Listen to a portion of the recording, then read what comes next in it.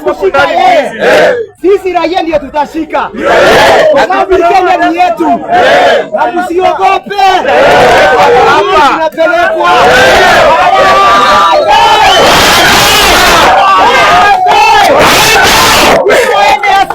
Now, ladies and gentlemen, that is a clip or a video of one advocate, Ndegwa Njiru, chanting that if the government of the Republic of Kenya does not take action against one Deputy Inspector General of Police, Douglas Kanja, the citizens of the Republic of Kenya are going to take action against him, and they are going to arrest him themselves so that they can get justice for the murdered blogger Albert Ojwang. Now, as we know this evening, the Citizen News, the Citizen TV, went ahead to to expose CCTV footages at Bagathi Hospital the moment that it was claimed that one Albert Ojwang was taken there for medication that night, which is a CCTV footage that has caused an uproar in the country. Now, as justice for Albert Ojwang mounts, one call has been persistent in the mouths of many Kenyans all over the social media in this murder of the late Albert Ojwang.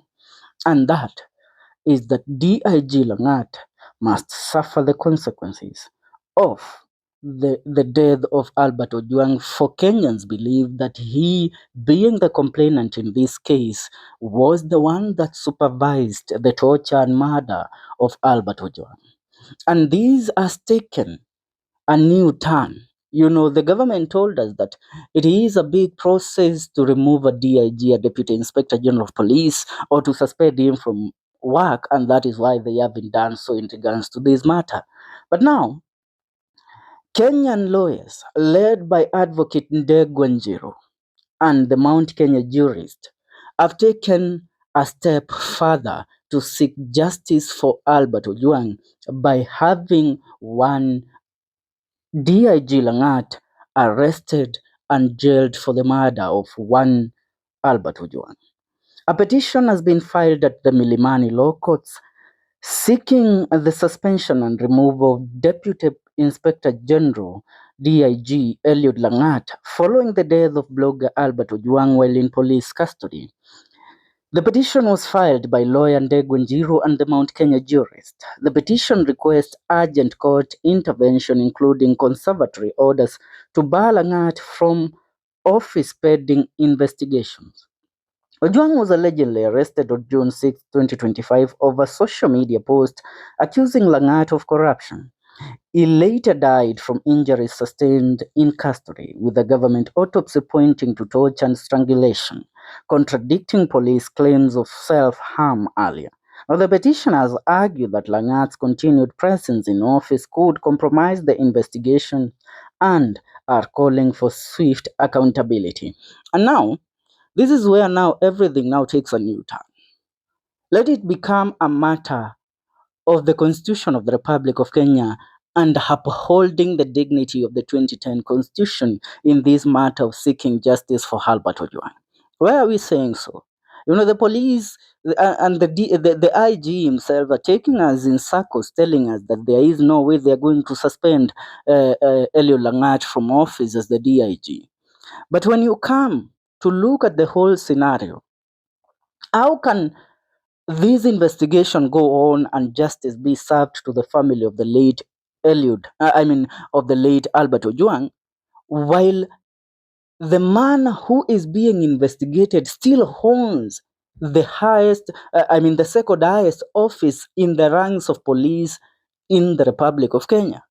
It is impossible, because if he is there and he is the one accused and he is guilty of this scenario, then he will face the wrath of the law. And you know, IG Kanja told us that DIG Langat cannot be suspended, nor can he resign from office of the DIG. Let me ask, what led to the resignation of the former IG of police, Japhet Koome? Japhet Koome, in the year 2023, during the Sufuria maandamanos that were led by Raila Amolo Odinga and the Azimio la Umoja team, over 73 people died. And Raila Amolo Odinga and co. filed a case at the International Criminal Court at the ICC against one Japhet Koome, the IG of police, for ordering the murder of peaceful demonstrators in the streets of Nairobi and all over the country. So one Japhet Koome knew his goose was cooked the moment that petition was taken to ICC. So when the 2024 demonstrations of the Gen Z came and the streets got wild, people died, with IG Kanja still in office, IG Koome still in office as the Inspector General of Police. He knew in no time the International Criminal Court will come knocking to accuse him of crimes against humanity because he had already been sued, or already a petition had been filed by Azimio la Umoja's team led by Martha Karua, Kalonzo Musyoka, Raila Amolo Odinga, and the rest. So on the day that the bodies at the Kware dump site were found, IG Koome wrote a letter to President William Ruto resigning from office as the Inspector General of Police. And from then, IG Koome washed his hands of the murderous regime of President William Ruto. So the scenario playing out here, IG Kanja knew if anything is to go ahead to happen again under his watch, then it will be his goose that will be cooked. And that is why he stepped out to save himself. And when it comes to this scenario that we are in right now, one, Rigathi Gachagua, as the former Deputy President of the Republic of Kenya and as the opposition leader, several times on interviews and campaign rallies, Rigathi Gachagua has been heard pointing fingers at the Deputy Inspector General of Police, Eliud Langat, accusing him of running a covert special killing squad that has been abducting and killing Kenyans who oppose the regime of President William Ruto. Now, many thought that those were just speculations for Rigathi Gachagua. But when you sit down now, and I have always told you that Rigathi Gachagua, the moment that he got to office as the Deputy President of the Republic of Kenya, he installed his own intelligence system with officers deployed in different departments all over the current administration. So even now, as he's out of office, the man still gets very credible intelligence. He told us that a squad of about 101 officers picked from different departments of police, all who have a criminal record of being rogue, were the ones that were chosen by Langat to be in that squad, and they are given a monthly budget of 100 million Kenyan shillings. Are we together? So that is Rigathi Gachagua exposing DIG Langat even before the whole country came to know of the case of Albert Ojwang.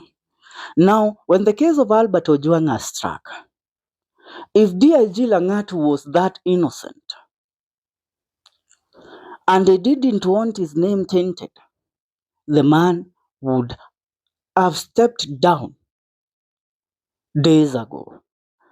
So that is why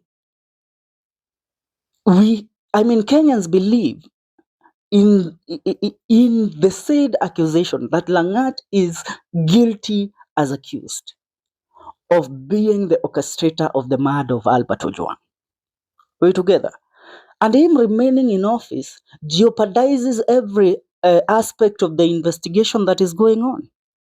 How do you know a man running a covert operation cannot infiltrate the IPOA that is investigating this matter? How do you know the man cannot infiltrate the DCI and the National Police Service, which are under his orders? So the best thing to do for the people of the Republic of Kenya to get justice for Albert Ojwang is now to go to court. Because once everything here outside fails, one thing that we believe as the people of the Republic of Kenya that shouldn't fail us is our constitution and the rule of law that we are abided to as the citizens of the Republic of Kenya. So that is why Ndegwa Njiru and co have gone ahead to file the petition to get LANGAT out of office as faster as possible. And that is why they have made their petition an urgent matter at the Milimani Law Court. Now, when you come to look at it, even if LANGAT, succeeds even in infiltrating the judiciary of the Republic of Kenya and remaining in office, the citizens of Kenya to get justice for Albert Ojwang, the Constitution of the year 2010 gives them one advantage. They can invoke a certain clause of the Constitution that allows citizens arrest. Citizens arrest is where the general public has decided you are guilty as accused. And so, if the police don't find you in violation of the Constitution or the law of the Republic of Kenya, then we as the citizens have found you in violation of that law. 90% or 100% of the people. So what are we going to do? We are going to arrest you by ourselves. And that is why Ndegwa Njiru speaking said that if they don't take him out of office, then we are going to file a petition. And if they don't arrest him, then we as the citizens, the Constitution gives us the mandate to go ahead and arrest this man and put him in custody so that he can be answerable for the crimes that he has committed. Tuko pamoja? Yes. Now kuanzia Jumatatu, we will be waiting to see how the Milimani Law Court or the High Court of the Republic of Kenya is going to handle this case. Because, I think from Monday, the Chief Justice of the Republic of Kenya, CJ Martha Koome, should form a bench that now should oversee this case or this petition to have LANGAT removed from office. One thing that Kenyans don't want is the lagging of this case, because once it lags, it loses its credibility and justice won't be served. Another thing, what Kenyans don't want is Albert Ojwang being buried without justice happening, because in other cases we have seen people buried and the suspects walk scot-free because Kenyans forgot about them. And that is why the family of Albert Ojwang has even proceeded to extend the burial date to July, so that by then they believe that justice might have been served. For now, that's what's up. What is your take? Leave a comment on the comment section. See you in our next video. Remember, this is the Kenyan Daily Report, and here we keep you updated with every trading story in the 254.